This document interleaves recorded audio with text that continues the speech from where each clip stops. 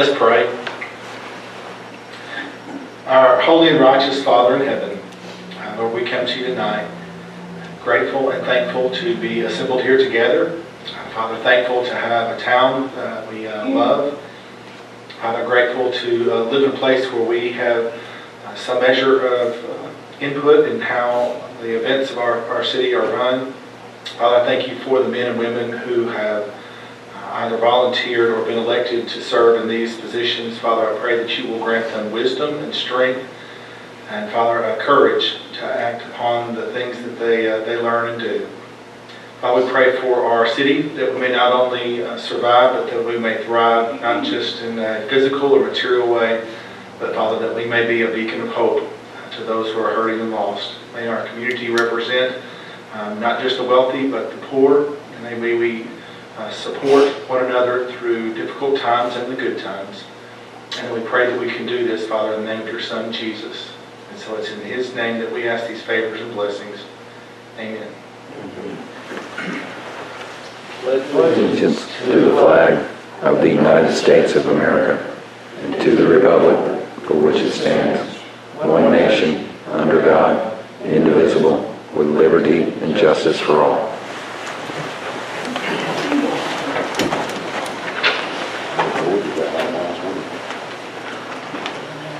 Call roll, please. Vice Mayor French. Here. Alderman Swan. Here. Alderman Bellamy. Here. Alderman Kilgore. Here. Alderman Saint. Absent. Alderman Elo. Here. Okay, we've got the minutes from January 2nd and Beer Board minutes for Beer Board and the January 23rd special call board meeting minutes to be approved. So moved. Okay, motion. Second. Okay, call roll, please. Vice Mayor French. Aye. Alderman Swan. Aye. Alderman Bellamy. Aye. Alderman Kilgore. Aye. Alderman Elo. Aye. Any correspondence? None. Comments from the mayor, other than he's not here. Any comments from citizens? My name is Sheila Coffin. I'm an attorney for some local developers, and I would like to reserve some time when you get to the amendment as City Ordinance 1544 regarding the adoption of appendices B and C of the International Fire Code. Okay. Yeah, I'll get some time. Okay, thank you.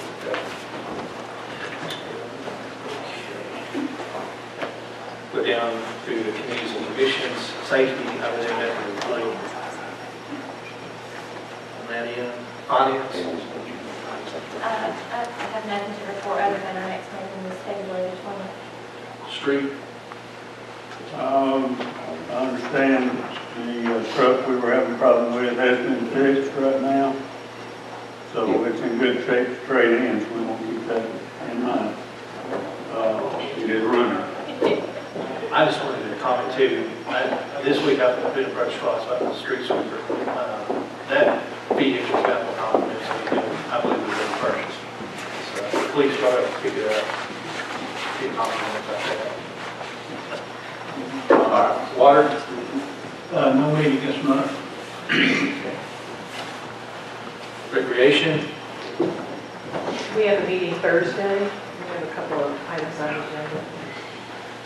Okay, tourism. I will say this, we released a new tourism video today. If anybody got a chance to see that on Facebook, that's the first of a series of videos that have come out. That particular one is about things that you can do while you're here.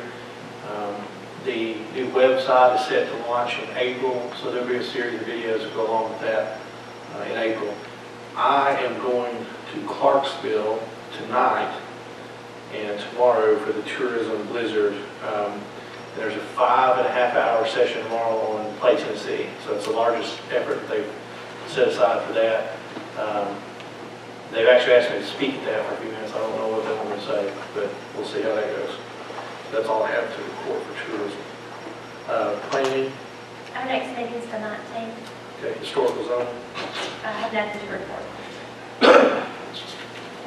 First thing I have under resolutions and ordinances is second reading of ordinance to incorporate the provisions of TCA 558207 as a city ordinance, which prohibits the use of cell phones in the school zones, passed first reading January 23, 2018. Make Second. Any comments? Any discussion?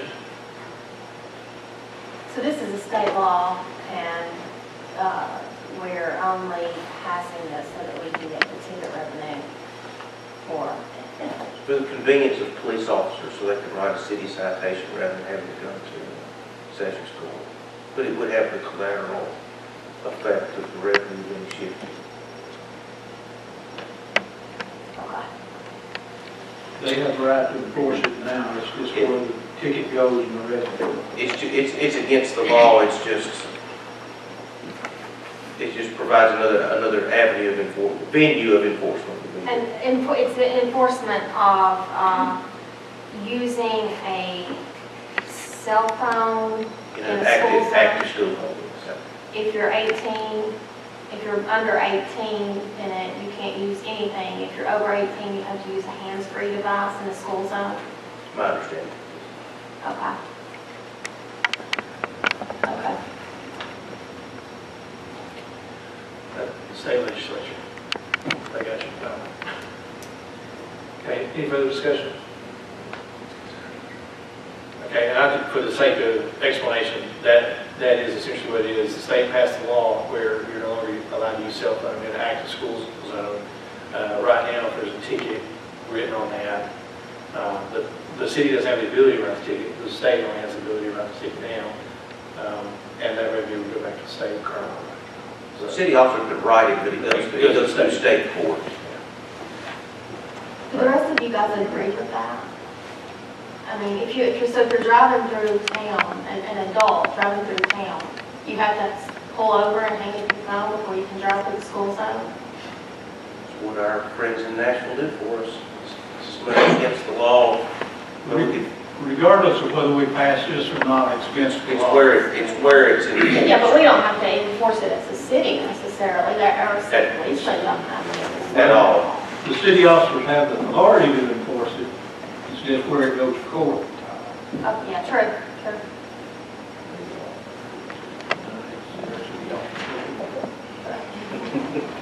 All right, any further discussion? Call roll, please. Vice Mayor French. Aye. Alderman Swan. Alderman Bellamy. Alderman Kilgore. Alderman Saint. No. Alderman Elam. At first reading, orders to amend ordinance number 1544 to rescind the adoption of appendices B and C of the 2012 edition of the International Fire Code. I make the motion. Second. Okay. If you guys don't mind, I'll entertain discussion from the floor first, and then we can discuss what they says. Okay. So I'll go ahead. Who all wants to speak on this? And then I'm going to request the fire chief and Jamie. Okay, sorry, put you on the spot. Okay, but you go ahead first.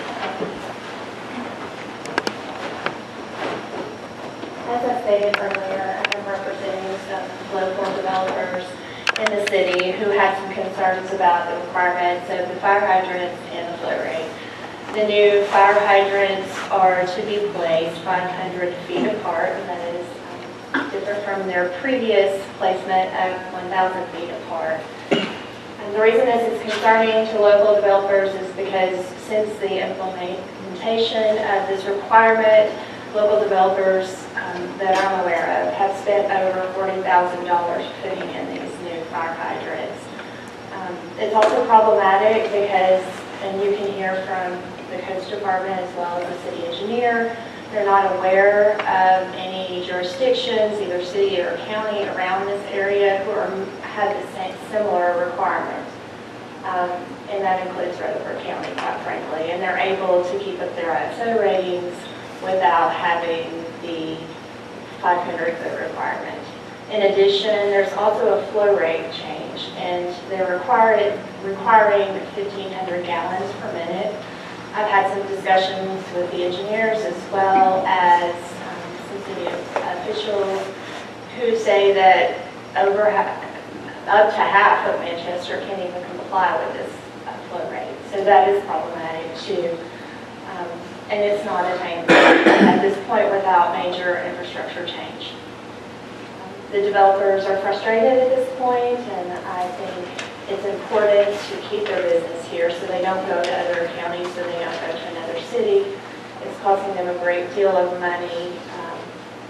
And talking to the city engineer, he recommends the 1,000-foot placement also. And I think you can hear from him also tonight. And while I'm not an ISO attorney, I'll be honest with you, common sense does say that there are no other jurisdictions right now around us that we're aware of that are imposing this requirement of the fire hydrants, and that's what's particularly cumbersome to these developers. So I appreciate your time and listening to us tonight, and look forward to your comments. I'll rephrase that, Jamie. I'll say the code's representation, so Scott wants to speak on behalf of because of time. Chief Chambers, go ahead. Mayor, it's Scott. I sent you all an email today on both subjects. And what she said is kind of true on the current hires that we have in the city. I have all the data at work right here with me. That some of them meet that 1,500 foot or 1,500 gallon per minute, and some of them don't. But if we lower that limit, we do away with the 1,500 gallon limit. You know, say instead of the developer putting a 6-inch water main, he puts in a 4-inch water main, and I lay 800 feet of hose out on the ground. Well, I'm not going to have the water capacity to service my truck to fight that fire when we do that. And then if we go down that road, developers put smaller mains in, and we don't have enough hydrants, then the water department's 40 points in my ISO rating. Okay, last time we got 25 out of 40 for water. That's testing hydrants, flowing hydrants, and the types of hydrants and the distance of hydrants. So we got 25 out of 40. If we lose points in water, then our ISO rating will go up and won't go down. It'll go from 3 to 4 or 3 to 5. And once that occurs, there's no way to get back around it. There's no way to get it back from 4 back to 3.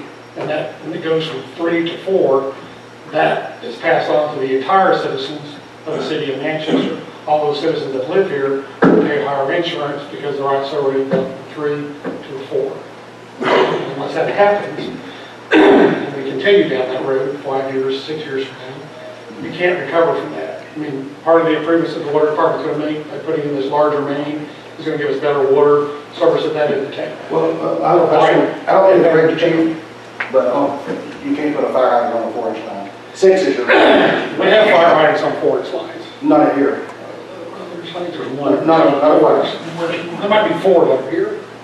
My point is, we need the required gallons a minute to do our job. Yes, and keep in mind, we fall under TDEC, Tennessee Department of Environmental Conservation. So anytime a developer develops a plan to a subdivision, they will call us and we'll go to a fire flow engineer hydrant. They have to send all those calculations into the state for approval.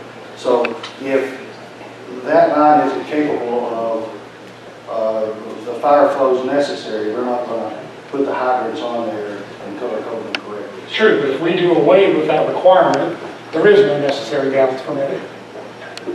Right now it's 1,500 gallons a minute. If we do away with that requirement, then it can be whatever we come up with, whatever they come up with. It won't be set. And you task us to fight fire in the city. I lay an 800-foot line and I don't have enough water to supply that truck, then it becomes a water shuttle operation. Fill the tank, pump the water out, fill the tank, pump the water out. And we just sit from the outside and save the foundation or see what's around the house. We don't put the house out. It's all water and gallons per minute driven. Yes, sir. What's the distance of fire hydrants now? It depends. Is there a set standard before this? Right now it's 500 foot. Yes, sir. That's the set standard. And there's some hydrants in the city that are 1,000 feet away. There's some hydrants in the city that are further away than that. There's some hydrants in the city that are placed that we would have never placed in that way, and we've been involved in that process before. But you're saying with this flow rating, your truck will pump more water than it can get. Yes, sir. That ain't good. Yes, sir. If we do away with the standard, if we do away with the 1,500 gallons a minute or 1,000 gallons per minute, then my trucks will be pumping more than Well, that also, you got to keep in mind, too, Chief, that 1,500 gallons a minute is not existing pressure in the town. In this Oh, town, true. in this town right now, you have about 52 PSI, roughly 50, 52, something like that, as an average. Some places are going more than others.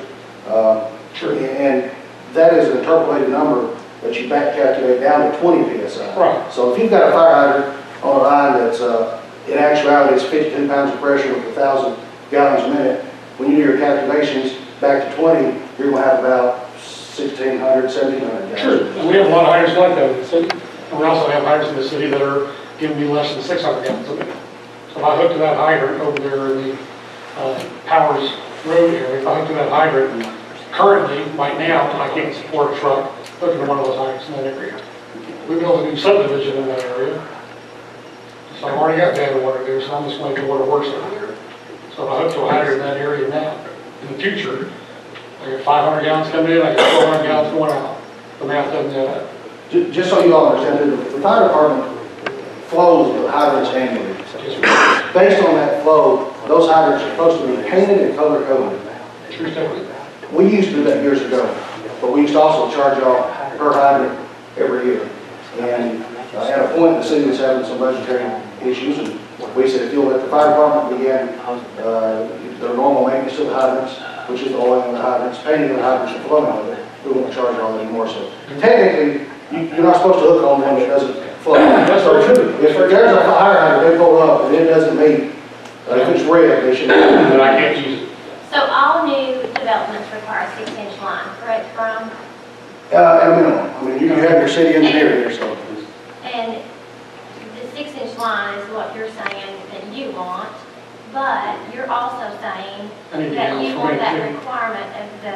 Gallons per minute, yes, Gallons ma'am. per minute. And you may be larger than 6. But To the flow line. if the water connection coming into that development is not already producing that, are Correct. you saying that that developer's going to have to go back I'm and not change saying- infrastructure That that's part, not even that, on his that property? part I can't say. That's an engineering question, not a fire question.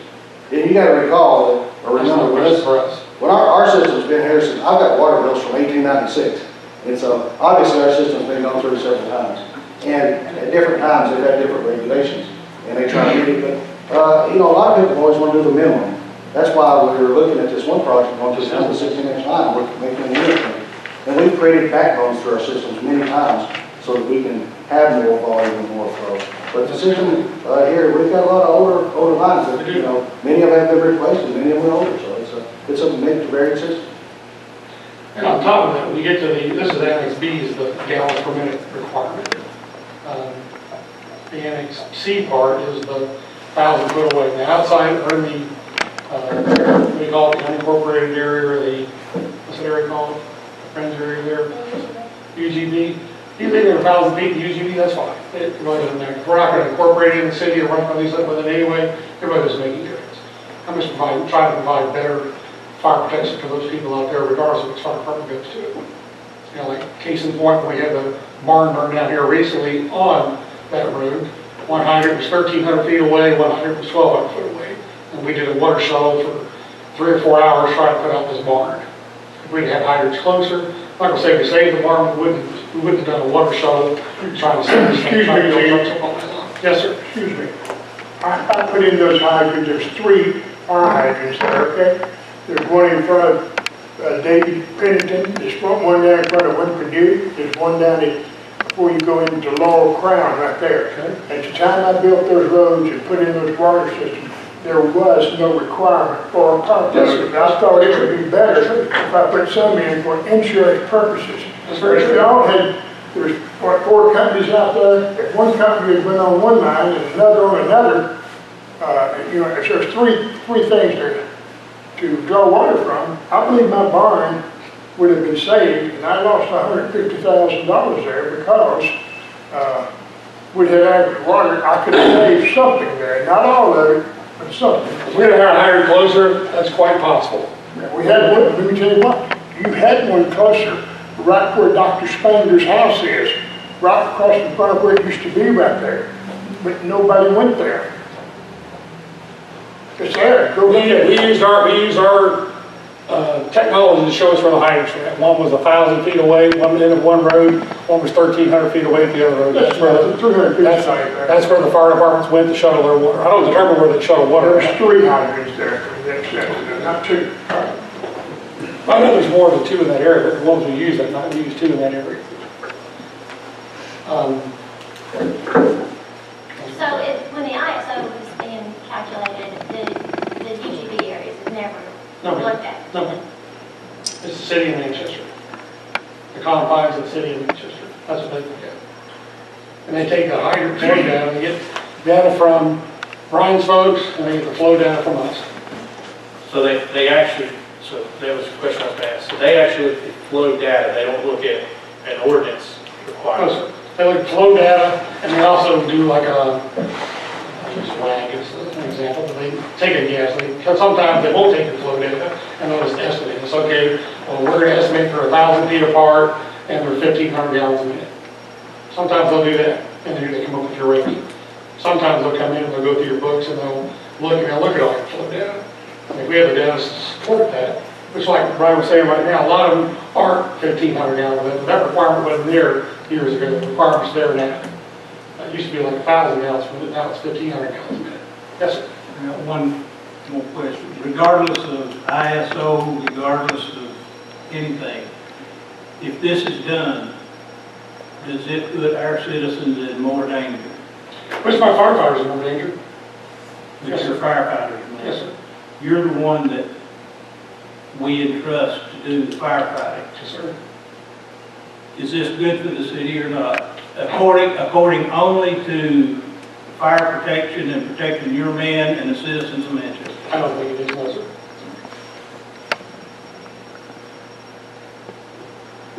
Any other questions? You said insurance rates will go up. Yes, ma'am. Are you talking about if we go from a 3 to a 4? Yes, ma'am. Do you have any, like, what kind of percentage I at have all? no Do you have idea. any information? I can get it, but I don't have it off the top of my head. They went from a 4 to a 3, and, you know, like I said, it's based on water, fire, communications, those 3 pieces are all parts of that puzzle. Do you know So- how much what kind of percentage rates it went down on it from 4 to 3? I have no idea. I just want to say one last thing. I'm not trying not to, because I really don't have it all in fact, but we were talking about water department, so I'm going to address it a little bit. I think when I started working here 20 years ago, we were probably 5, maybe a 4. The same infrastructure as in place now was it 6? Yes, sir. Okay, chief says it's a 6, but now it's a 3 with the same infrastructure. So obviously the infrastructure has been working somehow. True, but we're going to make it worse. Well, There's a possibility to make it worse than it currently is.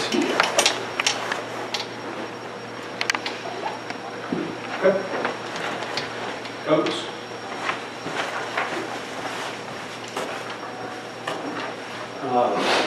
I'm just going to talk for a minute and I'll let Scott come up here and kind of talk about the fire flows and what that may entail. But the reason this was brought up is because I was bombarded by the developers just raising Cain because of the fire hydrant coverage. Most of them probably didn't even know about the fire flow requirement. So what I went and talked to the mayor, and he said to check with the areas around us and see what they're doing. So what we did was we called around basically everywhere around us: Murfreesboro, Winchester, McMinnville, Tullahoma, all the cities around us, and they're all at 1,000 feet on the fire hydrant spacing. I know that none of the other area cities have that 1,500 gallons per minute requirement, because none of the other ones looked at their adopting ordinances in the code, and none of them have those appendices included in their adopting ordinance.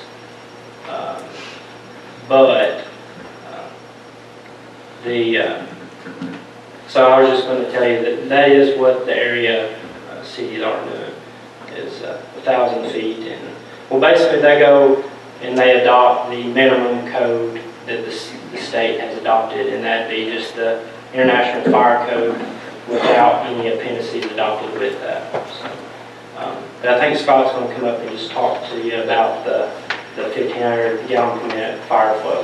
Do you know what Murfreesboro's ISO rating is for offhand? 2. The 2. Yeah.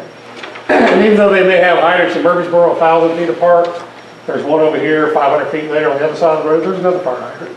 And 500 feet up the road, there's another fire hydrant. And all their fire hydrants are blue top fire hydrants. So they're putting out a ton of water. And they're also bringing 40 firefighters to the scene, and I'm bringing 7. So there's a big difference. You're kind of comparing apples and oranges when you bring in what they bring to bear and what I bring to bear. There's a huge difference. Yeah, but there's a huge difference in the size of the cities. Oh, yeah, there is. Shane, they did not adopt the one that the flow rate either, that was what. Right, that's what I was saying. They just have adopted the fire code with no appendices. 1,500 gallons a minute is an incredible amount of water. I don't know if you realize it. It's a lot of water. But Scott's going to come up and talk to you about what the 1,500 gallon per What's that, minute 20 is. That's a lot of water. That's my truck pump. I can start by just giving my opinion, big plant, and maybe a few questions and see where we want to go with this discussion. But when I'm hearing 1,500 gallons per minute, as Brian just noted, that is a very large flow. And what it equates to would be a 1,500 gallon per minute at a 20 psi residual. That would be the requirement. So that 20 psi residual is an absolute minimum that the state from TDEC would allow the pressures at the water meters to be able to drop down to. And if you have a 20 psi residual at a fire hydrant here, you may run out to the end of a public main, and the concern from my end would be that we dip below a 20 psi residual at that meter. So as I hear fire trucks, maybe they're variable speed pumps, but if they're continuous flow at a 1,500 gallon per minute, if they are increasing them from 1,200 to 1,500, I would be concerned that we need to work closely with Brian and others and make sure that we are going to meet the 20 psi residual at all points in the system. Because if we do pull that pressure down below 20, then there's major concerns from TDEC. So, you know, in my mind, if we're hitting a 1,500 gallon per minute flow rate from a pumper truck, we are saying that's a mandate from a subdivision development. We need to be shooting at a 40 psi residual, something much higher than a 20 to make sure we don't dip below that state minimum. And from that point, you can back siphon from the service line side into the city mains and have a cross connection and a contamination concern. So we just, I don't want to put a negative light, but we need to talk closely with Brian and understand that 1,500 gallon per minute pumper truck capability. Just to support what Scott's telling you, I've told every fire chief since I've been here, if they ever had any big fires, let us know. Because what we do in turn is, we call our water plant that produces the water. They make sure if they need to, they can valve all the water towards Manchester. So 100% of water being produced comes to us, and Tullahoma can operate off the tanks. And we've had that happen a couple of times in the past, where we had some big fires in Tullahoma. We had to kick the valve, push the water to Tullahoma. So that's something that we've had in place for many, many, many years, and I'm just supporting what Scott's telling me. And on most of our yards, Scott, we have check valves, so we don't have to back up and So the other point that it brings up is the pressures across the town, as Brian mentioned, on average would be a 50 psi, 50 to 60 psi static, and they put a fire flow in, they may hit a 30 psi residual at 750 gallon, 1,000 gallon per minute flow rate. If we come in and mandate a 1,500 gallon per minute requirement at a fire hydrant, my concern is out on a large part of the area of the city, at the subdivision point where it connects to the city mains.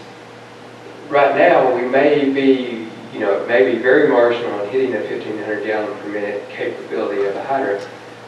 But to maintain it out here as they develop or, extend the roadway in or half a mile out into the development, that pressure drops across that line.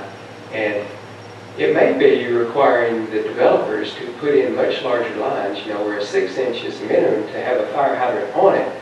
But to project through that development, that length, and the pressures drop because of friction loss, he may have to put in an 8, a 10, a 12-inch line to keep that pressure up close to that 1,500 gallon per minute. So my fear is that we're going to start telling these developers, you got to meet these pressure requirements. But what it's going to do is going to force a large line, possibly a large line, more than likely a large line throughout the development in so many areas of the city. So, we're going to start feeling that backlash, not just from the spacing of hydrants, but from the pressure and the line size and the cost of that.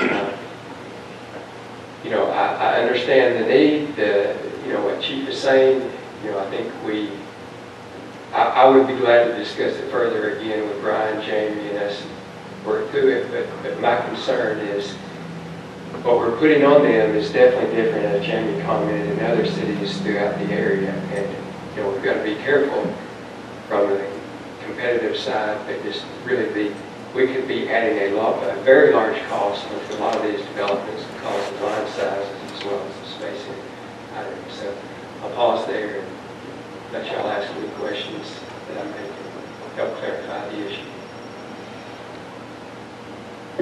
And just add on that, Sam, your pressure and flow is generated either by your water tank or by your pump stations. That's the only two ways to generate your pressure and volume. When all the water comes into Manchester right now, it comes through a 24-inch line. Everybody knows where Westwood School is. It hits that tank. That's a million-gallon tank. That tank sets your standard for the given area. So in order for us to really get higher, Scott can give you an idea, but it would be huge infrastructure changes. Yeah, this 16-inch line that we're putting through town, it will help the town as a whole, but it will definitely help the extreme areas of the Interstate Industrial Park, the Manchester Industrial Park, those areas that have a large demand. So you've got a large flow going out to those areas.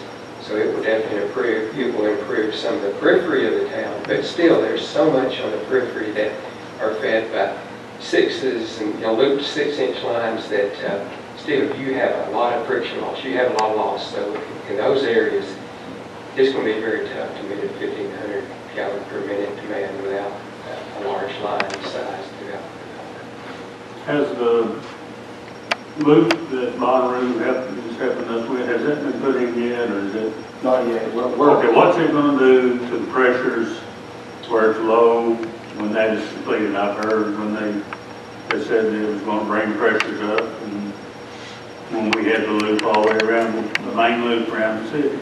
Yeah, well, So what's going to happen with that? Yeah, that loop will tie in off of Highland Drive. It snakes through town and will tie back to Highway 41, kind of near Aaron's Rentals. What's it going to do? And as Scott mentioned, it will have effects through town, but mostly, it pushes all the water for us to the other end of town. We have trouble with. Is that where we have trouble with pressure? Well, we have your two industrial parks, and as Scott mentioned, as you get to the end of your systems, you start getting those friction losses, and the pressures are lower, and your flows are lower, and so. What's it going to do to our, to what we have now when that is completed?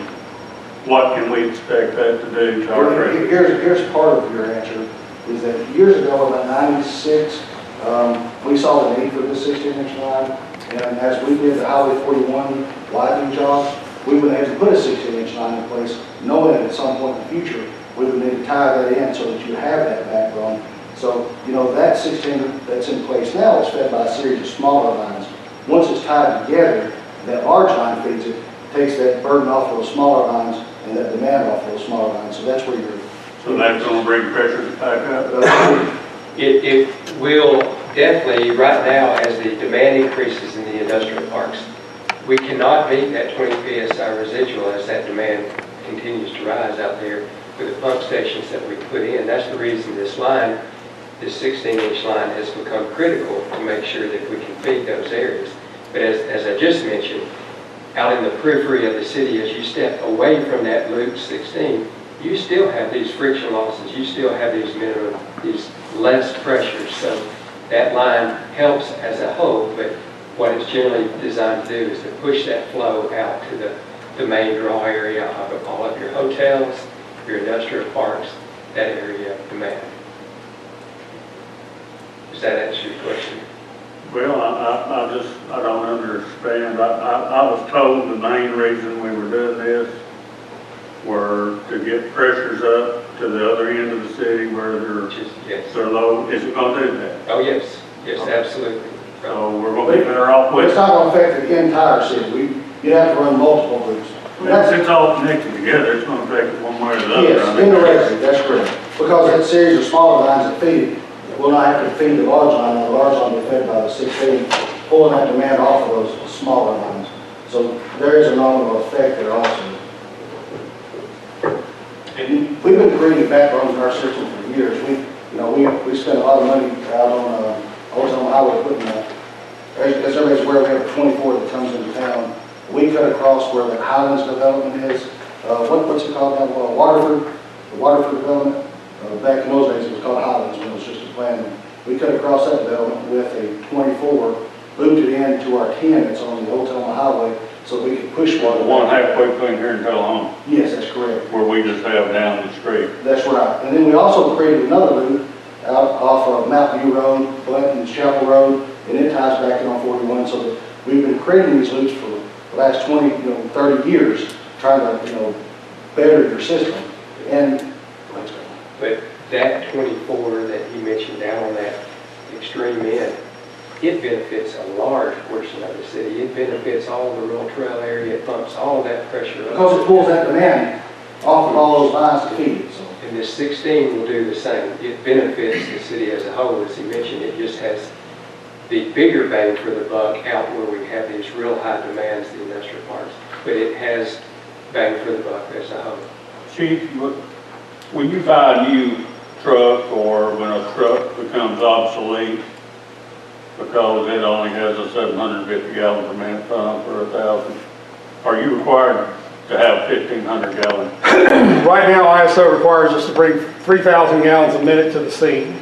Okay. That's what I'm required to do, based on our, So that'd be 2 trucks. based on our city. That's 2 gallon. 1,500 gallon engines to the scene from ISO rating. There's not a thing you can do about that? No, sir. And there has been cases before where fire departments have hooked on the lines and pulled them dry and actually pulled a vacuum on the lines. And right now, we have one 1,500 gallon truck, and we've got another 1,500 gallon truck coming in. Well, I remember when Mills Furniture burned down and Aero brought their big truck in here and I saw the main come out of the ground. And that just sucked it clear out of the ground. But, back then we were running a gas burner fire engine. But, are your pumps adjustable? No, sir. Well, they're adjustable. I mean, they're like the Quint we have, it'll pump 1,500 gallons a minute right now. But to clarify, Chief, you pump out the tank on your trucks and you fill the tank with hydrant, correct? No, sir. Okay. No, sir. Was the old one that way? So you're between a rock and a hard place with what? I do fill the tank during that process, yes, sir. That's what I But primarily, I'm sucking the water out of the mains with my hose into the side of my So truck. when you pull up, you can start putting water out right then because of the water that's in the truck, correct? Yes, sir. Well, you don't even need to worry about the tank and that Quint because it's not but like 300 or 400 gallons. Taking the Quint's 400 gallons. 400 gallons. All the other trucks are Basically, it's 1,000. just a big. Right, that's what I say, when you pull up there, you've got water until you get hooked to it. Yes. It'll pump that out in about 10 seconds. But when we do pump, we're not necessarily pumping like the fire we had Saturday. We had one engine set up, we had connected to a hydrant, it was a good hydrant. We had 55 pounds of residual pressure coming in the truck. We gave it There's down. none of this going to be retroactive, is it, with this? I mean, what is in the city now is going to be in the city, right? Yes, sir. We're just talking new. We don't want to lessen what we got, is what we don't want to do. Make it worse for all of us, make it worse for us, for my department, for my, But at any power, the state requires you to be able to pump 3,000 gallons a minute. that's what ISO requires us, yes, sir. 3,000 gallons per minute for, that's what we're required to bring.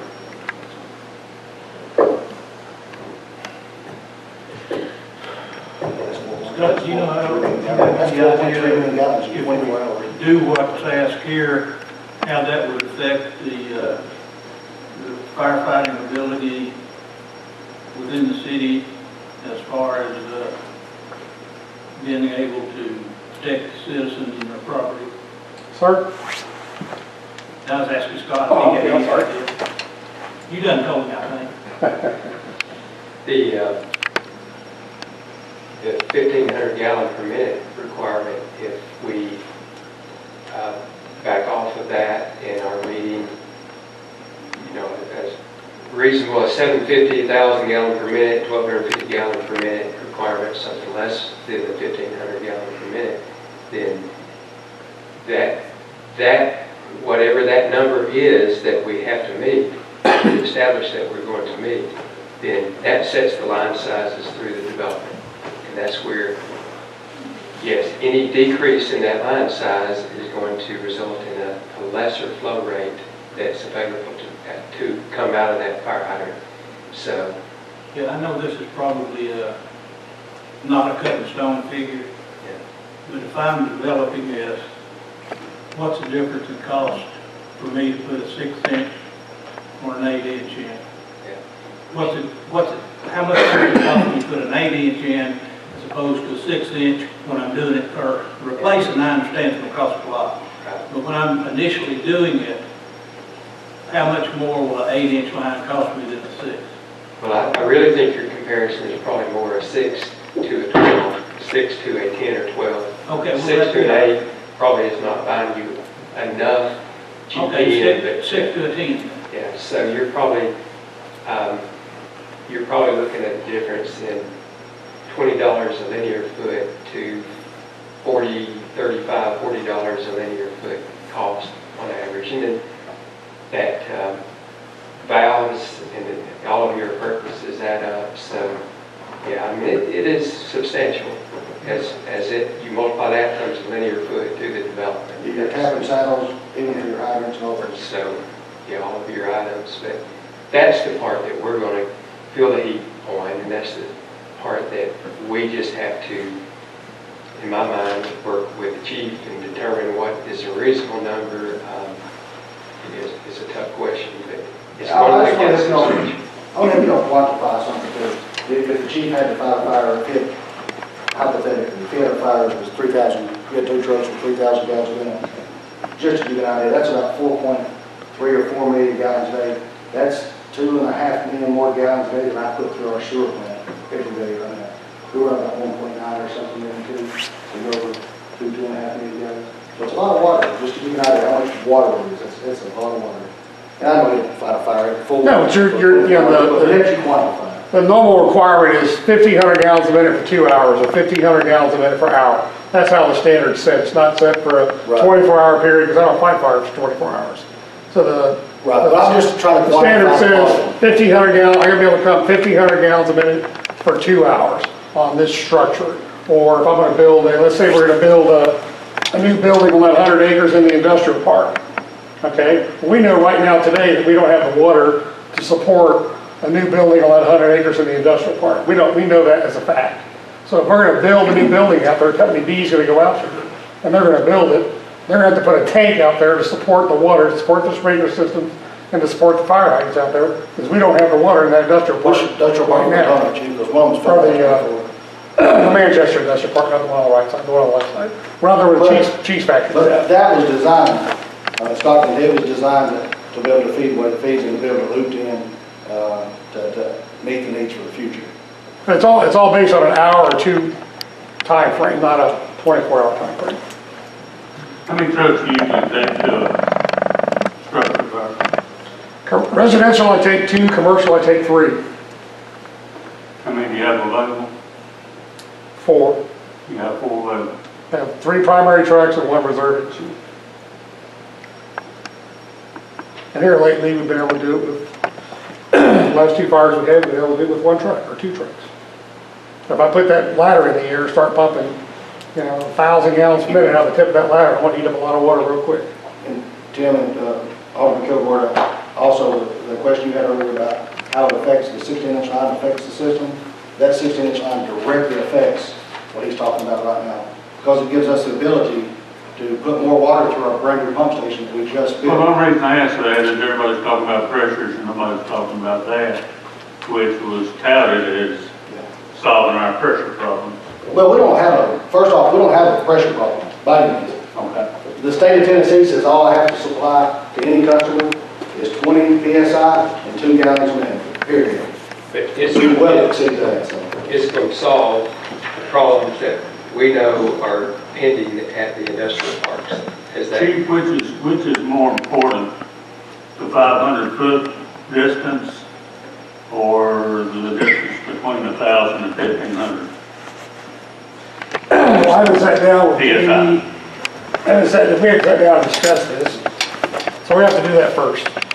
I think both of them are equally as important, because the 1,000-foot thing is a manpower issue. Like I said, with the piece of paper you have in front of you, I drop a guy off 900 feet away, well, he's 4 to 5 minutes before he gets back to me. Well, I know, I saw you going supply hose. It's all about manpower, laying water on the ground. It's a process.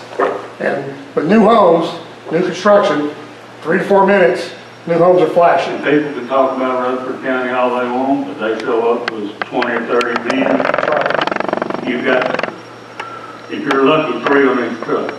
Yes, sir. That's the level. And then you've got the captain. Yes, sir. And then you've got, I don't know how many, And we got whoever's coming next. how many reserves you Like have. this weekend, we had a fire in Continental Apartments. I had, I think we had 20 people on, we ran 20 people through that scene this weekend at Continental Apartments. And it was a small fire. Well, you know, whatever happens to this, I'm going to, gentlemen, I'm sorry, unless you want to skin on some of them firefighting suits and run in a burning building with them, I'm gonna have to go with the chief unless something can be worked out with either the pressure or the distance. Why don't we sit down and talk? We haven't done anything yet. Okay. All right, I will reel it back in now. Here's our options. We've got a motion, we've got a second, so we've got a vote, one way or the other. It's got to pass 2 votes. There's the options we can do tonight is to pass the ordinance as is, let the gentlemen get together and come up with some potential amendments to that, and we can entertain whether or not we want to put those amendments into the ordinance before passing the second time, or we want to fail the ordinance the second time. That'd be my recommendation, or we can table it. My recommendation would go ahead and pass as is and entertain amendments, that way we can have it finalized next month, instead of waiting another additional. But, Y'all gonna get together? Yes, sir. okay. So that all being said, I will go ahead and call roll, please. Vice Mayor Fritz. Aye. Alderman Swan. Aye. Alderman Bellamy. No. Alderman Kilgore. Chief, this don't mean a thing. I'm good. Just keep it moving. Alderman Sang. Aye. Alderman Elam. Next thing on the agenda is a resolution to approve a contract with Train US Inc. for repairs to the Chilton Manchester Recreation Center. And I've left this blank there. I think there are maybe 5 permutations of base bid and 4 options for the board's consideration, and I have to fill in the blank. I hope I've left enough blanks to fill in whatever the board's prerogative is regarding the options in the latest proposal.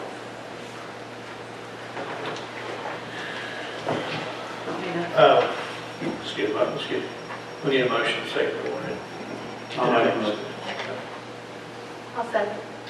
Okay, open discussion, open the floor. It's really complicated because we asked to have a lot of different alternatives. But through them, the base bid was just to replace compressor 2 with a new compressor.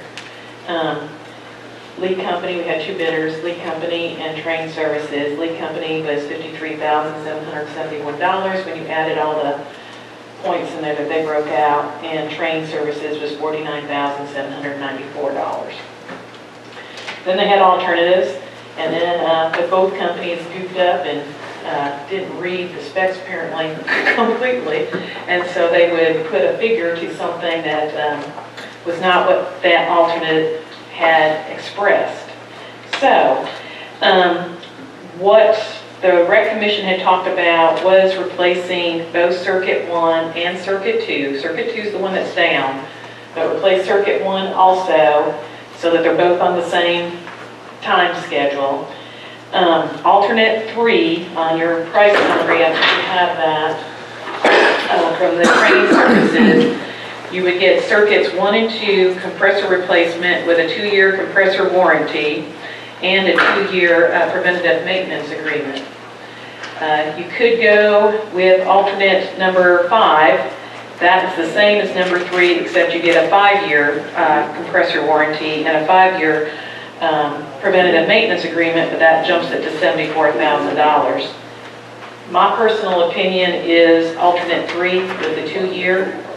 I think is reasonable in our sort of affordable range. I didn't want to use up all of the capital outlay that the rec department has budgeted for this year, but I'm open to any questions that you might have about that. The 2 has to be replaced. I mean, it's not going to make the warm weather. Is this using train equipment? Yes. On the train? Yes, the train, when it says the train services is train renewal, it has to be, as the spec said, to the original OEM. That's going to cost all the rest of the parts? Yes, I mean, they basically use the case, take the outside, the parts, and put it back in.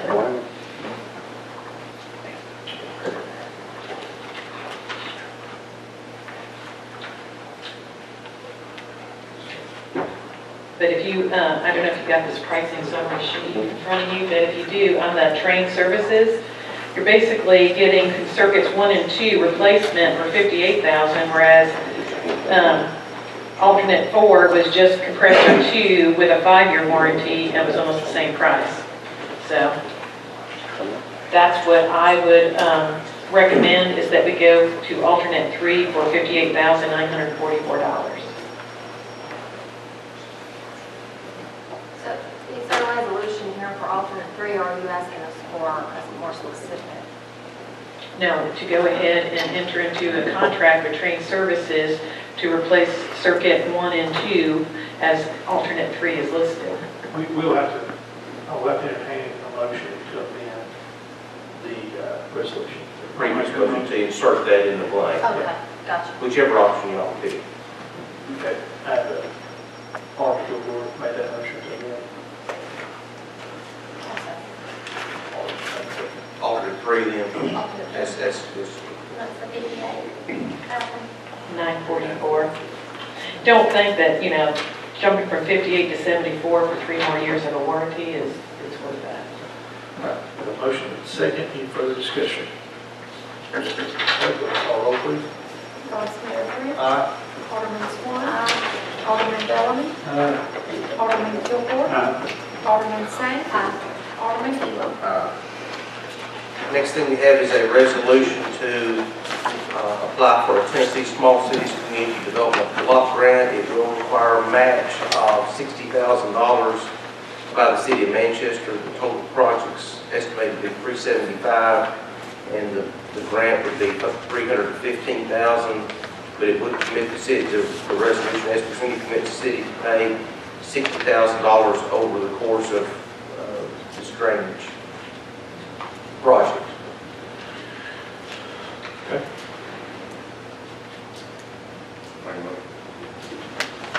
I second. Okay. Motion and second. Any further discussion? This is the term that we talked Yeah. about. And this is CDBG, same grant used before, Lord. Second, the public meeting. Yes, I think it does. Can we use in-kind for the 60? Or does it have to be cash? No, I don't believe we can use any kind. I did the last one out, I think, so I think it is cash.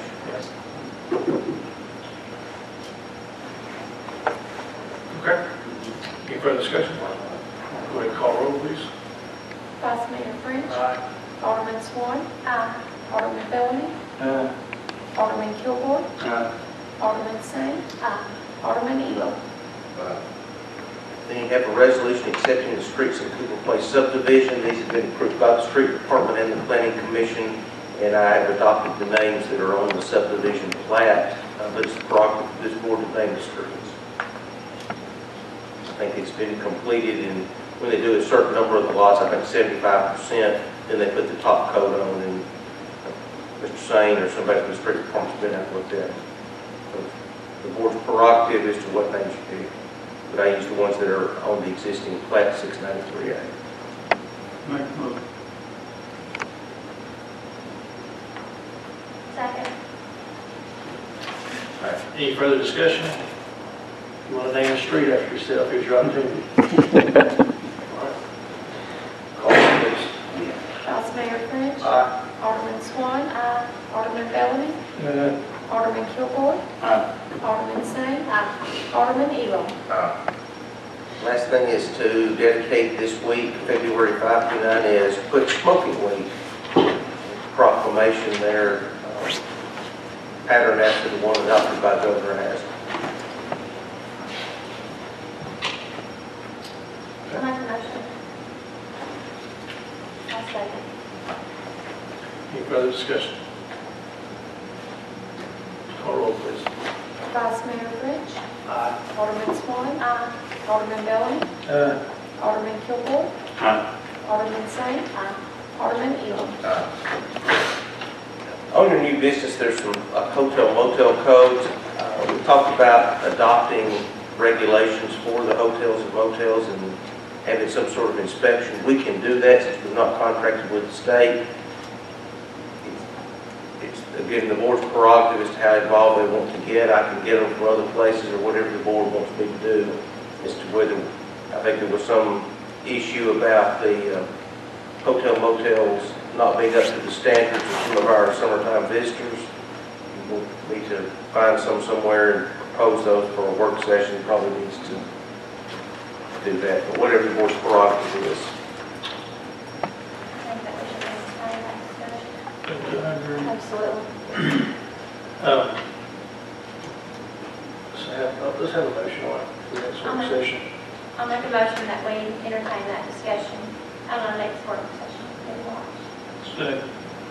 And in that motion, we'll get some. Other places, not a lot of places do it.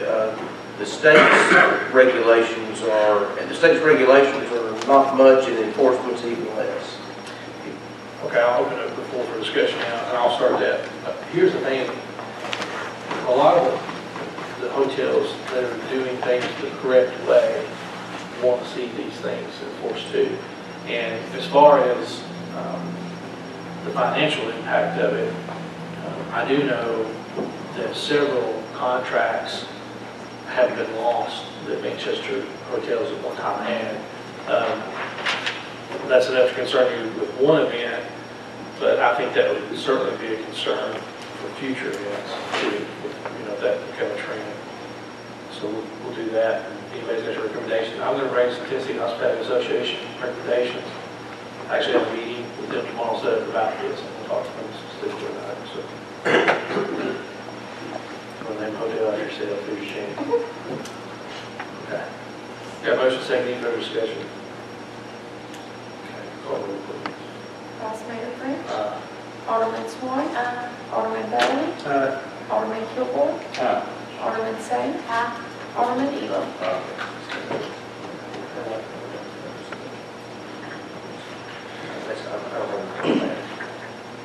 Okay, under old business, we have discussion of local parks and recreation fund grant application.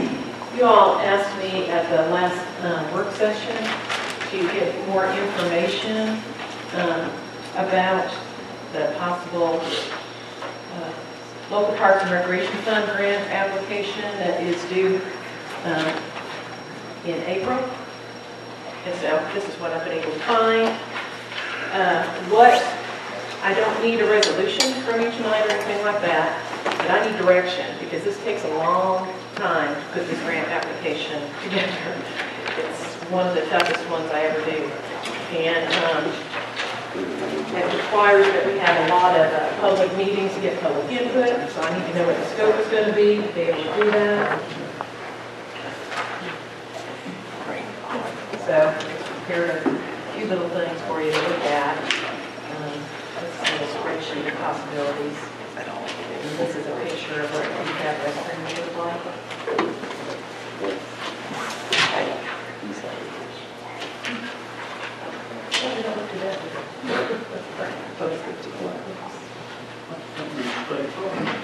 Yeah.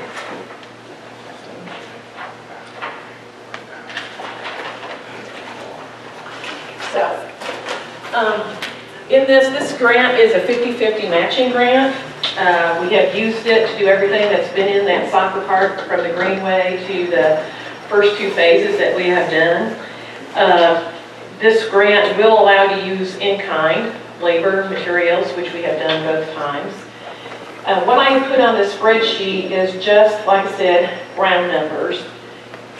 Park Partners is right now planning a inclusive playground addition to Fred Devin Park to make it more handicap accessible, so that we have some things that children can actually bring their wheelchair in onto the play feature.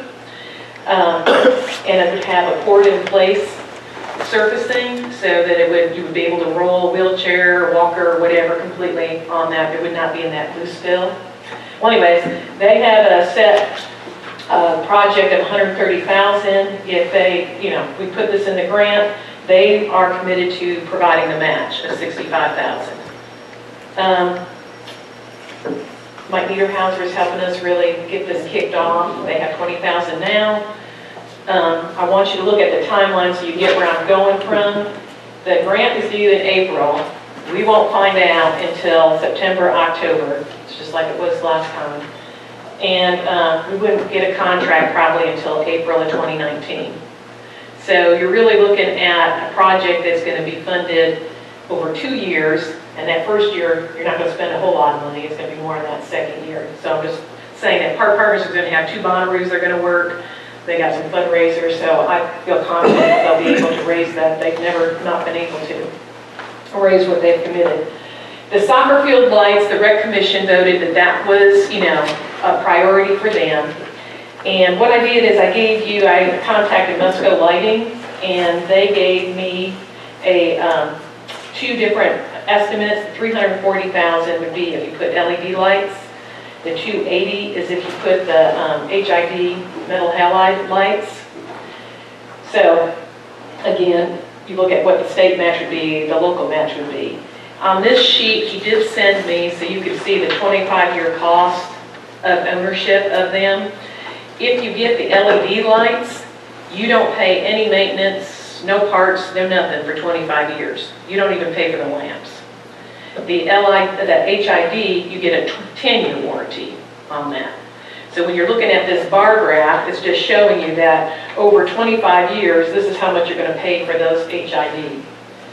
Over 25 years with the LED, you're only paying your energy cost there. So as he says, it's about a $68,000 savings. And of course, if you're interested, and you probably should be, on our CO2 reduction, you're going to have something there in our greenhouse gas that we probably could get credit for. So those are options. The other is, we discussed, I believe maybe you did, Cheryl, asked about restroom.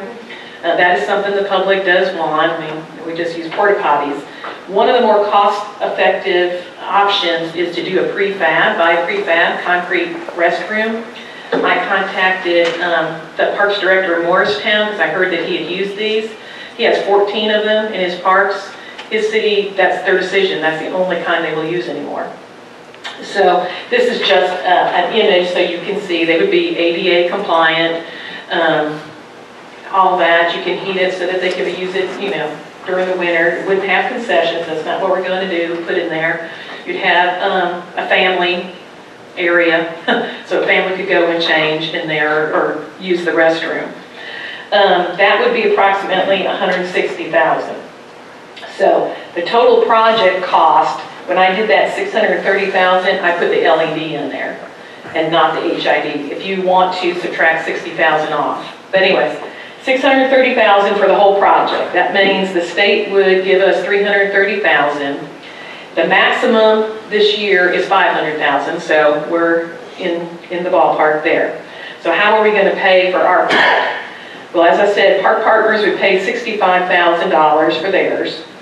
The soccer field, costs $170 if we do the LED, and then $80,000 come up for the concrete restroom. So what I looked at, as I thought, as I talked to Scott and I have just preliminarily talked about this, but I thought that there is a reasonable that we could do $20,000 of this in kind, in terms of some of the preparation you have to have before the restroom comes down in there, and some of the stuff for the playground. I think we could meet that. The $50,000, there is a U.S. soccer grant, and they do fund lights. They fund $50,000 for multi-fields that are lit. I think that we could apply for that. I'm not saying we would get it, but it is another funding source that we could apply for in the fall. And then $195,000 cash from the city. I did say that the land, we will have it paid off this fiscal year, except for what, $6,000 or something, it's real small. So we have been putting $80,000 every year in the budget for the soccer complex to pay for the land. If we just kept that level the same for 2 years, that's $160 right there. If, as I said, I don't use all my capital outlay money this fiscal year with the compressor deal, then we would be close to $195,000 if that was your decision. But what I need from you tonight is, what am I writing, if I'm writing? Well, I can write for Park Partners, the playground alone, because they're going to do that. I mean, but I need to know. Well, if they accept, you put it in there that potential funding from a grant that is not available? No, they won't. So you're really asking for us to? Yes, we'll have to say that. Yes, that there's an opportunity to get $50,000, so we wouldn't have to put as much in, but we wouldn't know that. But you're going to be writing it at the city paying $245? Yes, because you would have to do that, and then when we get it, they don't care. That's the city's money. Also, in that same category, Manchester is going to be up for the tourism infrastructure grant next year. We had the first year, Coffee County got the second year, Telephone is applying for it this year. That's a $75,000 grant. If it's continued, it's been pretty successful. So We could probably get 57 because of our tier, you know how they do. But restroom is something that they do. Can you share with the rest of the board, I don't know if they know or not, but you've received a letter from someone at the state saying that they would be interested in, sending tournaments our way if we had the restroom, if we had the level field. Yes, we've had people before who have sent a letter to me that they would be interested. Montlow has a girls team. They don't have a field at Montlow for a soccer team. Have you had somebody bid on the restrooms? Because that just seems high to me for a free. No, this is just an estimate, but I'm going to tell you well, we can let Scott talk about that, but for way back when, and I mean way back when we did Dave King over there, that was a $160,000 restroom, and that was almost 20 years ago. And I don't know, I just. now, it's making you have to meet all the federal codes about ADA and all those issues too. This is totally concrete too. It's pretty vandal resistant. Do you want to say anything about general prices? I would just say that we touched base with two pre-manufactured companies, and yes, that is pricing that they've given. We have had to add in the concrete slabs, the water sewer services to those, and so yes, it does bump up. But you would probably be looking at double that cost if you were going to go out and build that masonry block. Yes, all the work to do. I don't know, it just seems awful high to me.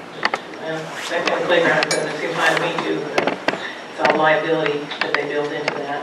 when you build houses, you just build bathrooms.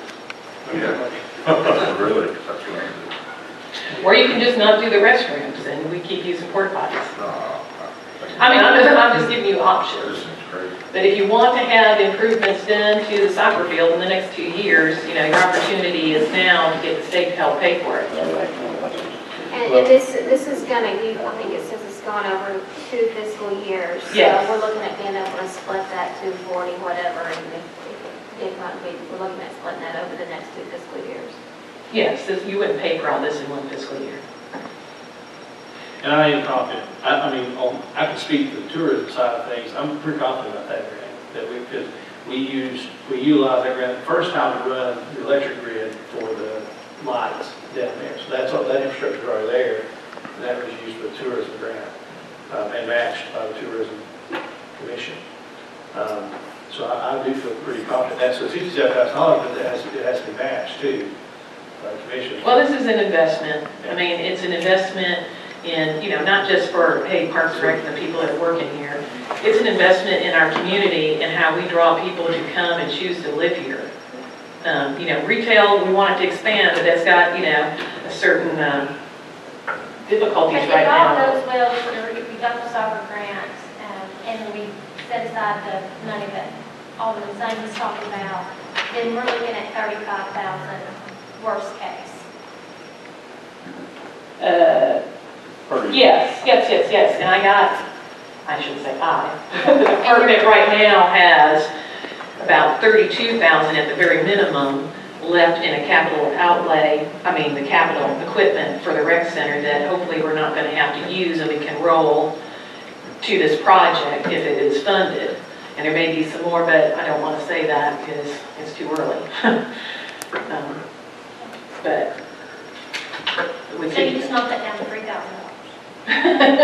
don't hold me to that because that's, a lot of, yes. But like I said, I need to know what's the scope. What are we going to apply? You don't have to vote on the dollar amount right now because I think there's still some stuff we don't have A&E in there. There's some other things that we need to make sure we flesh out better.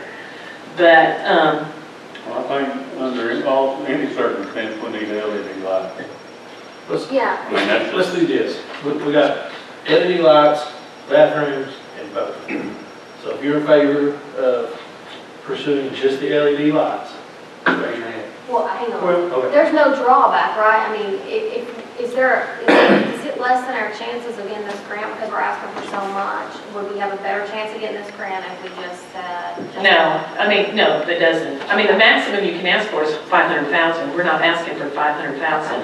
So what I'm reading here. they have invested in this project each time. So they're vested to begin with. Yeah. I think they have more of a motivation to say, let's see this project get completed. Yeah, they want to see it. If we leave the 80,000 per year in that's already there for The purchase of the land. we're talking 85,000 in new money from the city. No. Well, if you just keep the 80,000 for 2 more years, 160. that's 160. And we got 245. Worst case. Worst case. Maybe 50 we don't have to worry about. Yeah, maybe 50 you'll get a grant from the U.S. Soccer Association. Figure for us. 35,000 Or tourism, maybe. That's But a she's got possibility. 32 in her capital outlay. Well, I know in tourism, we've already discussed this grant coming up next year, and our focus is clearly on the soccer complex. And I'll be happy to share with you guys the minutes from tomorrow's Play meeting, where I'm going to have to explain for 10 minutes while we're not done the soccer complex yet. Just to break down the numbers, $160,000 economic impact would be achieved with 2,133 visitors, according to their impact number from Play Tennessee. So you're looking at 3 tournaments, if that. That's the impact, that's not the tax. Well, you also got the impact that if we get lights on the soccer fields, then they're not using the softball fields. Sure. Which they do in the fall, so you can hold events on the softball fields in the fall because you're not having to have soccer on. Okay, so I'll start backwards from what I was going to say. If you're for the restrooms and the lights, raise your hand. And the other part? All of them, Okay. Yeah, the playground. Problem solved. Park Partners is taking care of that. Park Partners is taking care of the playground money match. I'm just interested in what the city's going to do. You have direction. Thank you. Okay. I was for the board mayor and alderman. I'll start, when you guys get together to discuss the flows and hydrants, what I'd really like to have for the next meeting is a list of items that we have agreed on and a list of items that maybe you didn't agree on from each of you that you still want to see in your opinion. Does that make sense? Okay, hopefully we can get to a good. Prior to our meeting. Yeah, prior to the meeting, and if we have that, like, a week or so out, that'd be good, or a handful of days. So, we can do that. That's the only thing I have on this one. Alderman Bellion. No, I just like to say, I'm not against changing the fire codes. It's just I can't consciously vote for anything that the chief says is going to jeopardize one of our people.